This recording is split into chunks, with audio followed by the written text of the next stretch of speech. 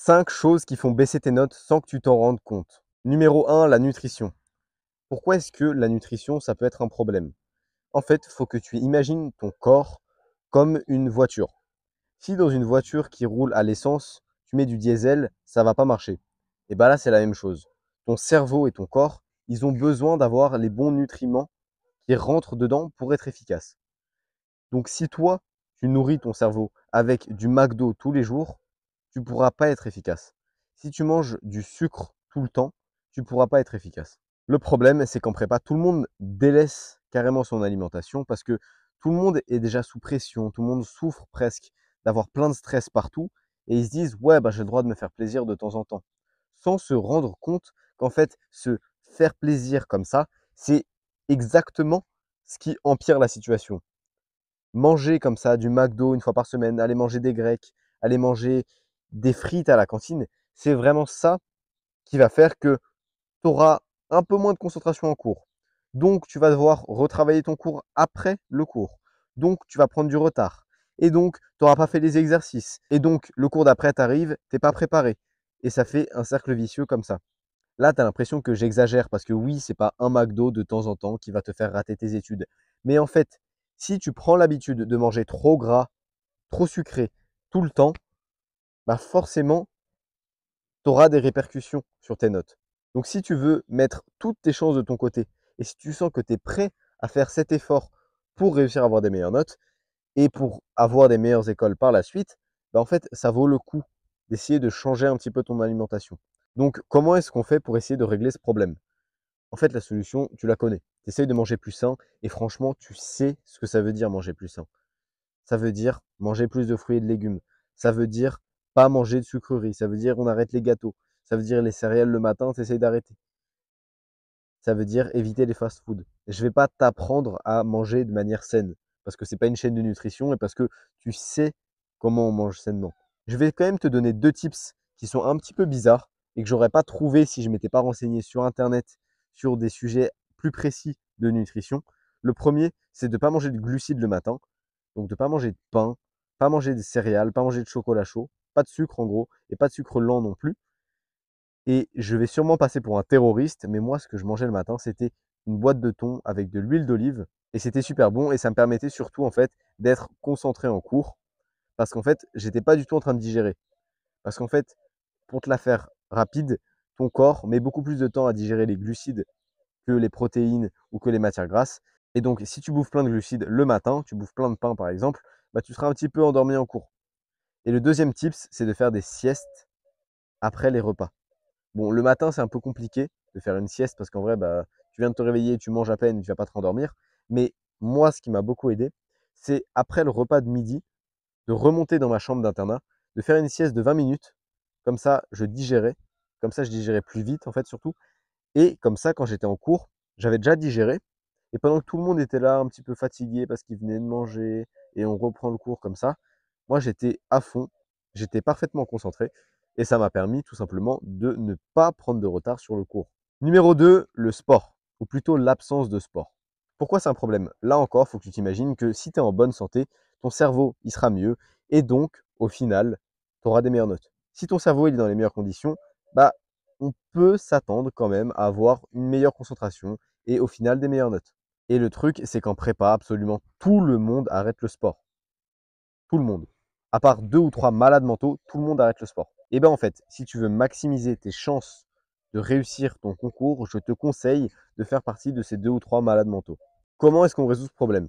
Si tu fais du sport au lycée, trouve un club à côté de ta prépa pour aller dans ce club et faire du sport là-bas. Je te conseille au moins de faire 2 séances par semaine.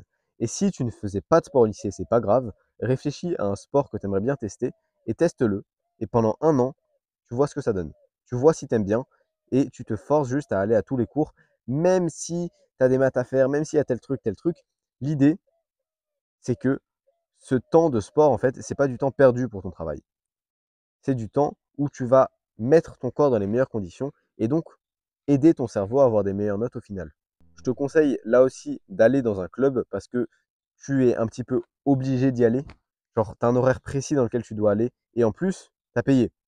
Et si tu as payé, tu seras beaucoup plus réticent à skip les moments parce que tu as payé justement. Moi, ce que j'ai fait, c'est qu'en deuxième année, je me suis inscrit à la salle de sport et je suis allé à tous les cours de sport, donc de foot, ce qui faisait que j'avais à peu près 3 à 4 séances par semaine. Tu peut-être pas obligé d'y aller aussi fort au début de ta prépa. Parce qu'au début, tu auras peut-être un petit peu peur. Mais vraiment, garde au moins 2 séances par semaine. C'est primordial. L'idée, c'est que tu vas réussir à t'organiser avec ces séances de sport. Et en fait, ça le fait. Si tu veux, moi, avec mes 4 séances par semaine, donc au moins 7 heures de sport par semaine, j'ai quand même été admis à HEC dans les 200 premiers. Donc c'est que c'est possible. Numéro 3, ton bonheur. Pourquoi c'est un problème de ne pas être heureux? Parce que tu n'auras pas de motivation. La plupart des gens, ils s'imaginent que c'est avoir des meilleures notes qui va les rendre heureux. Quand en fait, c'est dans l'autre sens que ça marche. C'est si tu es heureux de base, tu seras plus motivé pour travailler et tu auras des meilleures notes, tout simplement. Littéralement, il y a des hormones dans ton cerveau qui vont faire que si tu es heureux et motivé, tu vas mieux réussir la tâche que tu es en train de faire. Ça marche de la même manière pour les cours. Si tu es heureux et motivé pour avoir des meilleures notes, tu auras des meilleures notes. Alors que si tu es là, tu es triste, tu es en dépression comme la plupart des gens en prépa, parce qu'il y a de la pression, parce qu'il y a les profs qui te disent le concours, parce qu'il y a de la compétition entre les élèves, en fait, tu n'y arriveras pas. Franchement, ce sera beaucoup, beaucoup plus dur de réussir si tu es dans cet état d'esprit vraiment négatif et tout est négatif autour de toi. Je vais te donner 2 choses qui, moi, m'ont aidé à être plus heureux en prépa. C'est des habitudes qui prennent pas beaucoup de temps, qui vont peut-être pas t'influencer de la même manière que moi, parce que c'est assez personnel, mais moi, ça m'a aidé et je pense franchement que tu n'as rien à perdre à tester et voir au moins si ça te fait du bien. La première, c'est d'avoir un journal de gratitude. Un journal de gratitude, c'est en fait un cahier comme celui-là, là. Tu prends juste un grand cahier comme ça et tu te forces à écrire chaque matin peut-être 5 choses pour lesquelles tu es reconnaissant. Et tu écris: je suis reconnaissant pour ce repas. Je suis reconnaissant pour cette nuit que j'ai passée. Et tu essayes comme ça d'être reconnaissant pour des choses un petit peu banales de ton quotidien.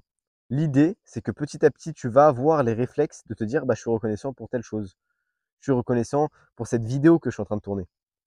Je suis reconnaissant pour cette vidéo que je suis en train de regarder, etc., etc. Et ça va juste te rendre plus heureux au total. Et franchement, quand tu dis ça, juste, tu as un sourire qui va spawn sur ton visage. Alors, je ne saurais pas trop comment t'expliquer, mais à chaque fois que j'ai écrit dans mon journal de gratitude, j'avais un sourire qui s'est dessiné sur mes lèvres et j'étais juste plus heureux. La deuxième chose à faire, qui est un petit peu liée, c'est de se forcer à sourire. On va faire un petit exercice là. Regarde cette vidéo et force-toi à sourire. Crée vraiment les mécanismes, envoie les signaux à ta bouche qu'il faut sourire. Et ben en fait, quand tu souris, tu es beaucoup plus heureux. Et je saurais pas t'expliquer ça, franchement. Je sais pas d'où ça sort, mais je me suis rendu compte, moi, que à chaque fois que j'étais un petit peu triste et que j'envoyais les signaux à ma bouche de sourire, bah, ça allait beaucoup mieux. Genre, sérieusement, c'est complètement con, tu vois. C'est complètement bizarre, mais il se trouve que ça marche, donc je tenais à partager ça avec toi. La quatrième chose, c'est la pignouf. J'aurais pu prendre n'importe quelle autre addiction de type réseaux sociaux, jeux vidéo, mais ça, c'est un petit peu plus obvious que ça gêne ta progression en prépa. Et surtout, c'est des sujets dont tout le monde parle, alors que la pignouf, bah, c'est un petit peu plus privé. Et donc, beaucoup moins de monde en parle. Pourquoi est-ce que c'est un problème? Déjà parce que ça te fait perdre ton temps. Genre, franchement, si tu es addict à la pignouf, ça te fait perdre un temps fou. La deuxième chose, c'est que la pignouf, ça sécrète de la dopamine dans ton cerveau. La dopamine, c'est une hormone à laquelle ton cerveau il est addict. Et c'est pour ça en fait que tu es addict à la pignouf. C'est parce que juste, il y a des shots de dopamine qui arrivent et en fait, bah, ton cerveau il est addict, donc il en veut plus, il en veut plus. C'est comme un drogué, quoi. La dopamine de base, c'est plutôt cool. C'est l'hormone du plaisir, tu vois, c'est l'hormone du bonheur. Et donc, si tu en as pas mal, normalement, tu es heureux. Sauf qu'en fait, là, ça te fait des pics et ça redescend à chaque pic un petit peu en dessous de ton niveau de base. Et donc tu fais des pics, des pics, des pics, des pics, et au final tu descends, et c'est pour ça qu'il en faut toujours plus, il faut toujours des choses plus extrêmes, plus hardcore, pour avoir la même sensation. Donc en fait, petit à petit, ça descend, ça descend, ça descend, pour au final que tu tombes dans une sorte de dépression un petit peu bizarre, un état dans lequel plus rien ne te rend heureux, et on a vu tout à l'heure que, en fait, être heureux, ça te permet d'avoir des bonnes notes. Et être triste comme ça te fait dégringoler tes notes.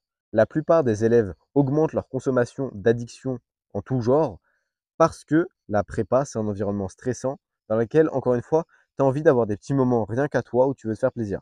Le problème, c'est que utiliser ces addictions, ça ne va pas résoudre le problème. C'est un quick fix en fait. C'est un truc rapide comme ça, qui va te faire du bien sur le moment, mais en fait sur le long terme, ça te fait du mal. Maintenant, comment est-ce que tu quittes ces addictions? Bon, il y a plein de vidéos en ligne, tu as sûrement dû en voir plein qui te disent de faire tel truc pour arrêter la pignouf, de faire tel truc pour arrêter le jeu vidéo, etc. Moi, ce qui m'a aidé, c'est de m'organiser et d'organiser plein de choses dans ma journée. C'est en fait de me créer des petits emplois du temps dans lesquels je remplissais avec des heures de travail, des heures de muscu, des heures de sommeil, des heures où j'étais avec mes potes. En fait, de me faire vraiment des emplois du temps en plus de l'emploi du temps de cours. Le fait de faire ça, ça a fait tout simplement que j'avais plus le temps d'être sur YouTube. J'avais plus le temps de faire des jeux vidéo, j'avais plus le temps de me pignouf. En fait, ma vie, elle était vraiment chronométrée presque. Et étant donné que c'était moi qui m'étais imposé ça, c'était pas stressant. Et ce que je me suis toujours dit, c'est que bah, si je rate une heure, bah, c'est pas grave, je la fous à la poubelle et tant pis, je ferai mieux la prochaine fois. Si tu crées des emplois du temps avec cet état d'esprit, tu n'auras juste pas le temps de te pignouf. En tout cas, moi, ça m'a vraiment dégagé de toutes mes addictions.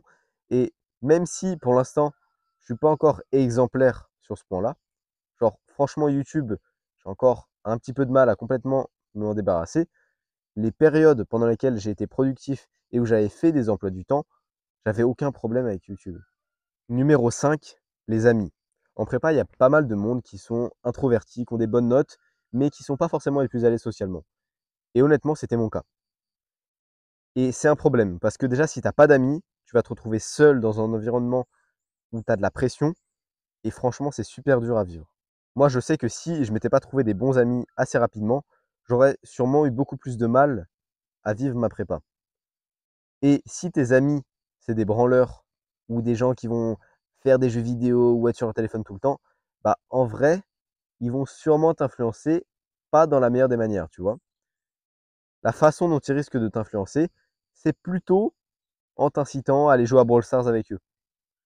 Et la façon dont tu te débarrasses de ces deux problèmes, c'est en choisissant tes amis. Avoir des bons amis en prépa, avoir de la solidarité, c'est génial. Et franchement, moi, dans ma prépa à Michelet, il y avait une ambiance de classe vraiment cool et on avait vraiment un grand groupe de potes et on s'entendait super bien et on s'est vraiment tiré vers le haut. Ce que j'ai fait, c'est que j'ai choisi mes amis. C'est-à-dire que le premier jour, alors que j'étais quelqu'un d'un petit peu timide, je me suis levé, je suis allé voir quelqu'un qui avait l'air sociable et qui avait l'air super sympa et je lui ai demandé si je pouvais me mettre à côté de lui. Et en vrai, quand j'étais timide, tu vois, ce genre de move, ça aurait été absolument impensable. Mais en fait, c'est juste logique de faire ça. Genre, si t'as pas d'amis, choisis des amis. Deviens pote avec les gens. Toi-même, fais le mouvement et tu auras des amis en fait. Donc je me suis levé, je me suis mis à côté de lui. On a discuté pendant une heure, on est devenus bons potes au bout d'une heure. Et bah ce mec, c'est un de mes meilleurs potes actuellement. Et je suis très reconnaissant de m'être bougé le cul et d'être devenu pote avec lui. Donc vraiment, choisis tes potes, va les voir. On s'en fout au pire s'ils ont pas envie d'être potes avec toi, parce que s'ils ont pas envie d'être potes avec toi, bah t'as pas vraiment envie d'être pote avec eux de toute façon. L'idée c'est que tu te trouves des potes auxquels tu aimerais bien ressembler. Parce que comme ça, eux, ils vont te tirer vers le haut. Et si t'es pote qu'avec des gens qui ont des bonnes notes, bah même inconsciemment, tu vas te comparer à eux et tu auras des meilleures notes. Maintenant, petit bonus sur le sommeil. Le sommeil, tout le monde sait que c'est un rôle sur ta concentration et donc sur tes notes. Mais le problème, c'est qu'en prépa, la plupart des gens se disent qu'il vaut mieux sacrifier le sommeil pour avoir des meilleures notes. Genre, si je travaille jusqu'à 1h du mat, j'aurai sûrement des meilleures notes que si je me couche à 21h. Parce que j'aurais travaillé 4 heures de plus. Ça paraît logique. Mais bon, en vérité, non. En vérité, juste, si tu fais ça, tu vas peut-être prendre un tout petit peu d'avance au début, mais sur le long terme, c'est pas tenable. Sur le long terme, tu vas accumuler beaucoup trop de retard et tu vas entrer dans un cercle vicieux et t'as pas trop envie d'entrer dans un cercle vicieux en prépa. Il y a une méthode, moi, qui m'a permis de trouver mon propre rythme de sommeil et je l'ai détaillé dans la vidéo qui va suivre. Je te souhaite de passer une bonne journée, frérot. Gros bisous.